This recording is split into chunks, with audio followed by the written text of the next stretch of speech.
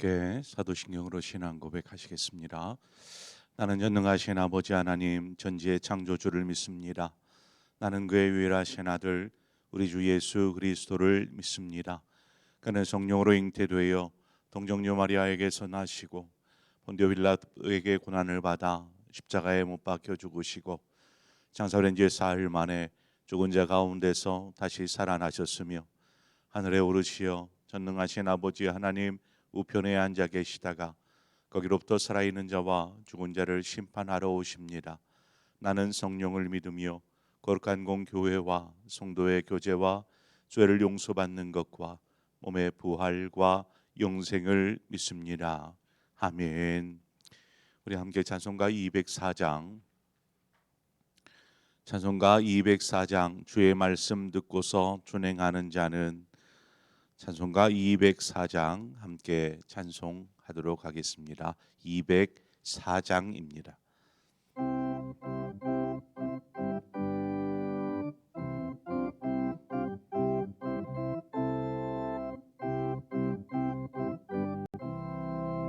주의 말씀 듣고서 준행하는 자는 반석 위에 터닫고 집을 지음 같아 비가 오고 물나며 바람 부딪혀도 반석 위에 세운 집 무너지지 않네.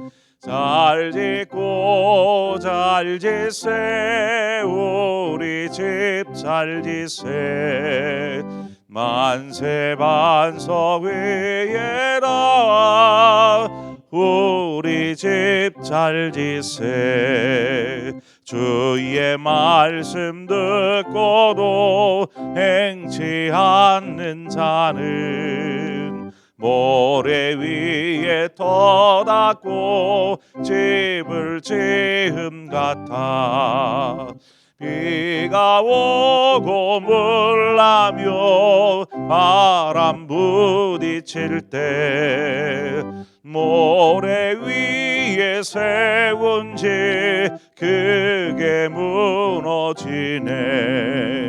잘 짓고 잘 짓세 우리 집 잘 짓세 만세 반석 위에라 우리 집 잘 짓세 세상 모든 사람들 집을 짓는 자니 반석 위가 아니면 모래 위에 짓네. 우리 구주 오셔서 지은 상을 줄 때 세운 공로 따라서 영영 벌 주리. 잘 짓고 잘 짓세 우리 집 잘 짓세 만세 반석 위에라 우리 집 잘 짓세. 아멘. 하나님의 말씀 봅니다. 사무엘상 3장 1절에서 9절의 말씀입니다. 사무엘상 3장 1절에서 9절의 말씀을 한 절씩 교독해서 보도록 하겠습니다. 아이 사무엘이 엘리 앞에서 여호와를 섬길 때에는 여호와의 말씀이 희귀하여 이상이 흔히 보이지 않았더라.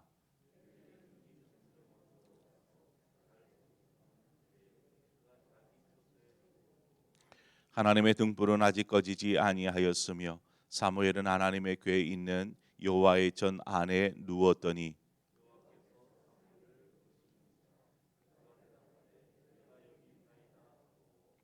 엘리에게로 달려가서 이르되 당신이 나를 부르셨기로 내가 여기 있나이다 하니 그가 이르되 나는 부르지 아니하였으니 다시 누우라 하는지라 그가 가서 누웠더니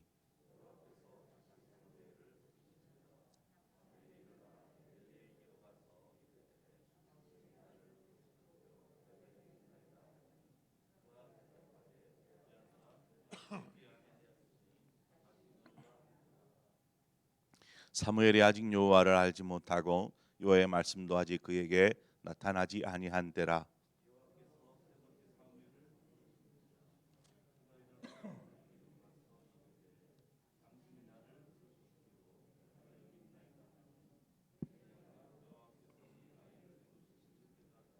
함께 읽습니다. 엘리가 사무엘에게 이르되 가서 누웠다가 그가 너를 부르시거든 내가 말하기를 여호와여 말씀하옵소서 주의 종이 듣겠나이다 하라 하니 이에 사무엘이 가서 자기 처소에 누우니라. 아멘. 오늘 본문의 1절 말씀, 아이 사무엘이 엘리 앞에서 여호와를 섬길 때에는 여호와의 말씀이 희귀하여 이상이 흔히 보이지 않았더라 하는 이 말씀이 시사하는 바가 매우 큽니다. 말씀이 희귀하다라고 할 때 희귀라는 말은 보석을 이야기할 때 사용하는 말입니다. 그래서 보석은 이 희소성을 가지고 그 가치가 판단되어집니다. 뭐 흔하게 많이 있으면 그것이 귀한 보석이 되겠습니까? 흔치 않으니까 그것이 귀한 보석이 되는 것이죠. 그러나 하나님의 말씀은 희귀해서는 안 되지 않겠습니까? 말씀이 어떤 사막에서 물을 구하듯이 그렇게 힘들어서는 안 됩니다. 영의 양식은 늘 언제나 풍족히 누리고 먹어야 하는 것입니다. 오늘날을 일컬어서 말씀의 홍수 시대를 살아간다라고들 이야기합니다. 그 말이 무슨 말입니까? 우리가 쉽게 하나님의 말씀을 접할 수 있기 때문에 그렇습니다. 뭐 핸드폰만으로도 수없이 많은 하나님의 말씀들을 들을 수 있고 볼 수 있고 하지 않습니까? 우리는 너무나 쉽게 말씀을 접할 수 있습니다. 그러나 선포되어지는 말씀은 많을지라도 그 말씀이 자신을 향한 하나님의 말씀이 되지 않으면 우리는 말씀의 홍수 속에서 말씀에 목말라 하는 삶을 살 수밖에 없다는 것입니다. 우리는 어떤가요? 정말 말씀의 홍수 시대에 마음껏 누리며 말씀의 풍족함을 그렇게 누리며 살고 있습니까? 우리가 훈련해야 될 부분이 바로 이 부분입니다. 우리는 하나님의 말씀을 그저 말씀으로 이렇게 들으려고 합니다. 말씀이 자신에게 자신의 삶 가운데 선포되어질 때 그때서야 비로소 삶은 변화되게 되어 있습니다. 신약에서 말씀이라는 라고 이제 번역한 단어가 두 단어입니다. 두 단어를 다 말씀이라는 단어로 번역을 해 놓았습니다. 하나는 로고스라는 단어이고 하나는 레마라는 단어입니다. 이 두 단어를 해석할 때 그저 그냥 말씀이라고 되어 있어요. 그래서 말씀이라는 단어가 나올 때는 이것이 로고스이거나 혹은 레마이거나 이렇게 바뀌어지게 됩니다. 여기에서 로고스라는 말은 일반적으로 하나님께서 하시는 하나님의 말씀이라고 보면 됩니다. 하나님의 말씀, 성경 전체가 하나님의 말씀이죠. 이걸 로고스라고 말합니다. 레마라고 하는 단어는 조금 주관적인 의미가 강해서 자신이 이 66권 가운데에서 자신이 깨달아 알게 되는 그 말씀, 이것을 레마라고 하죠. 혹은 하나님께서 자신에게 하신 말씀, 이것을 레마라 하는 것입니다. 성경에 보면 예수님께서 시험 받으실 때 사람이 떡으로만 살 것이 아니요 하나님의 입에서 나오는 모든 말씀으로 살 것이다 라는 말씀이 있잖아요.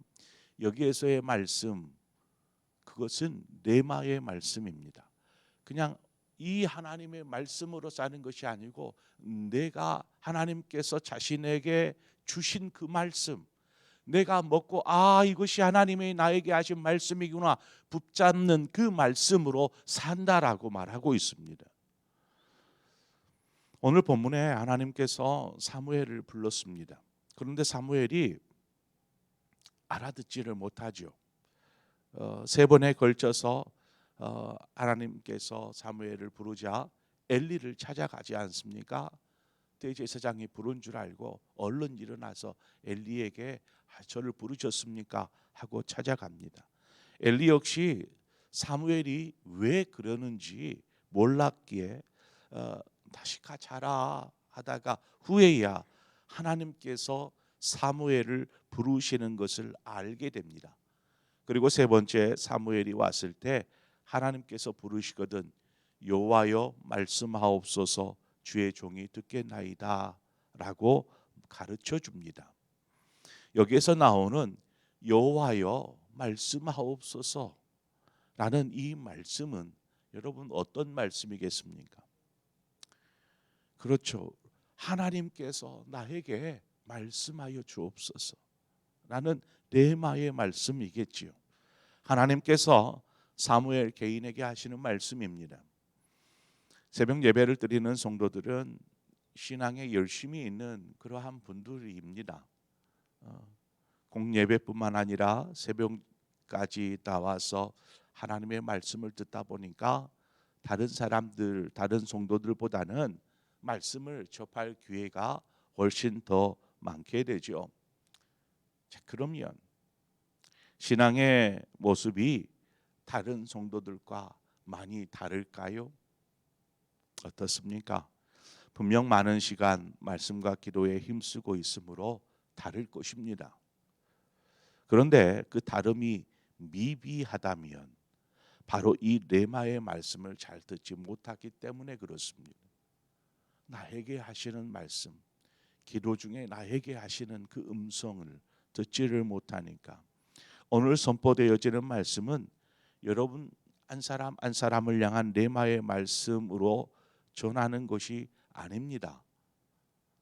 저는 단지 하나님의 말씀, 로고스의 말씀을 전할 뿐이지만 여러분은 그 속에서 레마의 말씀을 찾아야 합니다. 저는 여러분 한 사람에게 말씀하지 않습니다. 하나님의 말씀을 그저 전할 뿐이죠. 그러나 여러분은 그 속에서 하나님께서 나에게 하시는 말씀이 무엇일까? 말씀을 들으면서 이것을 찾아야 합니다. 말씀이 희귀함은 그 어느 때나 동일했습니다. 우리는 이제 말씀의 희귀함에서 말씀의 풍족함으로 바꿔야 합니다. 그렇기 위해 오늘 또 성령의 감동을 따라 하나님께서 깨워주시는 우리에게 말씀하시는 레마의 말씀을 들으시기를 바랍니다.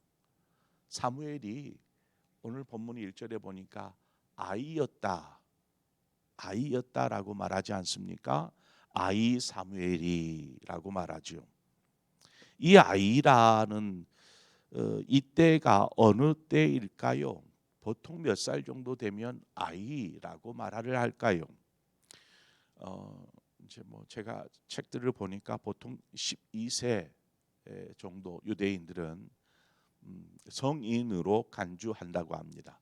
12세가 되면 그는 성인이 되는 것이죠. 이제 성년으로 간주해서 성인이 되면 12세부터는 성소에 나와서 봉사할 수 있습니다. 지금 사무엘이 성소에 나와서 봉사하는 아이이기에 아마 12세쯤 될 것으로 추측합니다. 아직 어리다라는 것은 또 어떤 의미가 있냐 하면 신앙의 경험이 부족하다라고도 말할 수 있겠지요. 뭐 그만큼 삶의 경험이 많으면 그 연륜이 많으면 삶의 경험이 쌓이듯이 신앙에서도 신앙의 연륜이 쌓이면 나름의 경험이 이렇게 축적되게 되어 있지 않습니까? 그러니까 아직 어리다 보니까 신앙의 경험이 아직 낮더라는 것입니다. 뭐 우리의 신앙 생활을 오래 한다고 해서 신앙이 어린아이가 아닌 좀 성숙한 사람이 저절로 되는 것은 아닙니다. 분명히 신앙이 잘 다져지고 훈련되어질 때에 그 사람은 성숙한 그리스도인으로 그렇게 경험되어지고 자라게 되어 있지요.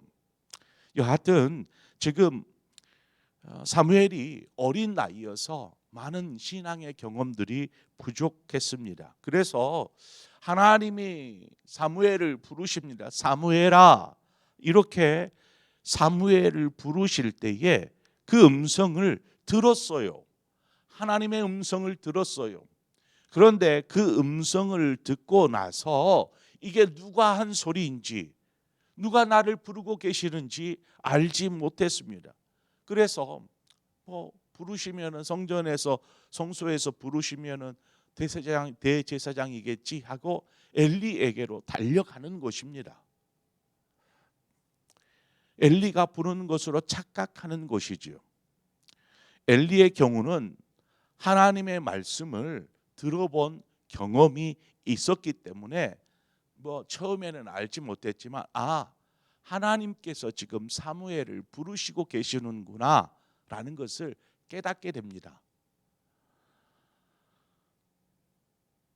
어떻게 해야 할지 그래서 사무엘에게 알려주죠. 사무엘아, 또다시 그러한 음성이 들면 이렇게 하거라.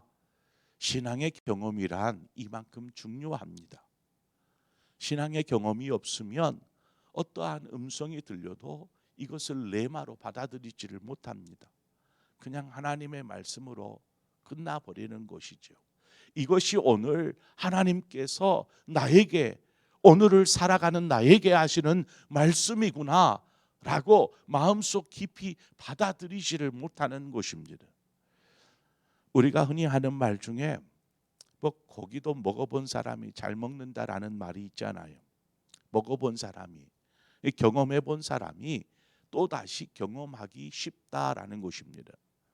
말씀의 은혜, 즉 우리가 레마의 말씀을 경험해 본 사람이 더 쉽게 레마의 말씀을 듣게 됩니다. 이처럼 말씀을 읽거나 혹은 말씀을 들을 때에 그 말씀을 자신에게 하시는 말씀으로 생각하고 또한 그 말씀을 자신의 삶에 적용하는 이 훈련을 우리는 해가야 합니다. 그렇지 않으면 우리는 여전히 어린 아이의 모습으로 신앙생활을 수년을 하게 됩니다. 자라나지를 못하는 것이죠. 또한 삶의 변화도 별로 없어요. 저 사람이 그리스도인인가 아닌가 변화가 없는 것이죠. 삶은 하나님께서 나에게 하시는 말씀이구나 라고 판단되어지고 믿어질 때에 그 말씀을 삶에 적용하는 것입니다. 하나님이 나에게 하시는 말씀이시니까.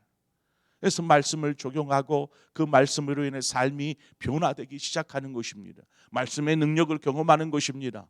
말씀의 은혜를 경험하는 것이죠. 자연스럽게 삶은 변화되어지게 되어 있습니다. 레마가 하나님께서 자신에게 하시는 말씀이라라고 말씀을 드렸는데, 그러한 말씀을, 레마의 말씀을 들어도 자신의 삶을 변화시키기 위해서는 그 말씀을 적용해가는 훈련이 필요합니다. 하나님께서 이렇게 말씀하셨는데 우리의 내 삶에는 어떻게 할까? 근데 오늘을 살아갈 때에 하나님의 말씀을 가지고 오늘을 어떻게 하면서 살아갈까? 이 적용하는 훈련. 그래서 결국 로고스의 말씀이든 레마의 말씀이든 말씀이 삶을 변화시키고 말씀을 통해 하나님의 마음을 알게 될 때에 비로소 우리는 그것이 우리의 영혼의 양식이 되어지는 것입니다. 그것이 우리의 신앙을 살찌우는 것이죠. 우리가 말씀 앞에 가져야 될 자세입니다. 그것이 무엇입니까? 여호와여 말씀하옵소서, 종이 듣겠나이다. 이러한 겸손한 마음으로 우리는 레마의 말씀을 드려야 하고, 우리에게 하시는 말씀, 오늘 하나님께서 나에게 이 말씀을 주시는구나 라고 레마로 받아들였다라면 그것을 오늘을 살아가는 삶의 자리에서 적용하는 것입니다. 어떻게 할까? 어떻게 할까? 너무 큰 적용이 아닙니다. 작은 적용입니다. 오늘 누군가를 만날 때인데 그 사람에게 내가 이러한 말들을 해줘야지. 또 이러한 상황이 되면 내가 좀 참아야지, 인내해야지. 하나님께서 인도하시는 것을 보면서 오늘 하나님을 기뻐하는 삶, 찬송하는 삶이 되어야지 하는 그러한 삶의 적용이 없으면 우리의 삶은 똑같아지는 것이죠. 그래서 오늘도 하나님의 말씀, 나에게 하시는 말씀을 들으십시오. 그리고 그 말씀을 작게라도 내 삶을 변화시킬 수 있고 성숙시킬 수 있는 적용이 되어질 때에 여러분의 삶은 하나님이 기뻐하는 삶이 될 줄 믿습니다. 변화되는 삶, 말씀의 능력을 경험하는 삶, 말씀으로 살찌워지는 삶, 그 삶이 될 때 하나님의 기쁨이요 영광이 되는 삶이 됩니다. 우리 모두 오늘을 주신 한 날, 귀한 한 날을 주셨는데 이 날을 기뻐하고 하나님의 말씀에 순종하며 살아가시는, 그래서 말씀의 능력을 경험하시는 우리 쌍복의 모든 성도님들 되시기를 주님의 이름으로 축원드립니다. 기도하겠습니다. 하나님 아버지, 세상의 것들은 희귀할수록 더욱 가치 있고 귀하게 여겨질지 모르지만 하나님의 말씀은 결코 희귀해서는 안 되고 그 말씀이 항상 우리의 삶에 부어지고 들려지고 읽혀져서 그 말씀으로 풍족함을 누리는 삶이 진정한 행복한 삶인 줄 믿습니다. 오늘도 이 새벽에 우리를 주의 성전으로 이끄시는 성령님 또한 말씀을 듣게 하셨사오니 이 말씀 속에서 하나님께서 우리 한 사람 한 사람에게 하시는 음성을 듣게 하여 주시고 그 레마의 말씀을 통해서 우리의 삶을 변화시켜 가시기를 원합니다.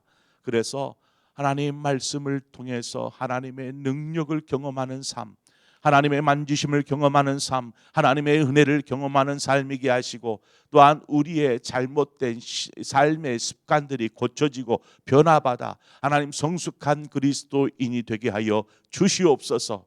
이처럼 우리의 삶이 하나님의 말씀을 듣고 말씀을 적용한 말씀을 행함으로 반석 위에 세워진 집처럼 결단코 어떠한 세상의 풍파가 몰아칠지라도 믿음에서 멀어지지 아니하고 오직 말씀으로 승리하는 삶을 사는 우리 모든 성도들 되게 하여 주시옵소서. 인도하여 주심을 감사하고 예수 그리스도의 이름으로 기도합니다. 아멘. 오늘 이 시간 우리 함께 기도할 때 벌써 4만 명가량 된다고 하죠. 피해자가 아마 그보다 더 많을 거라고 보여집니다.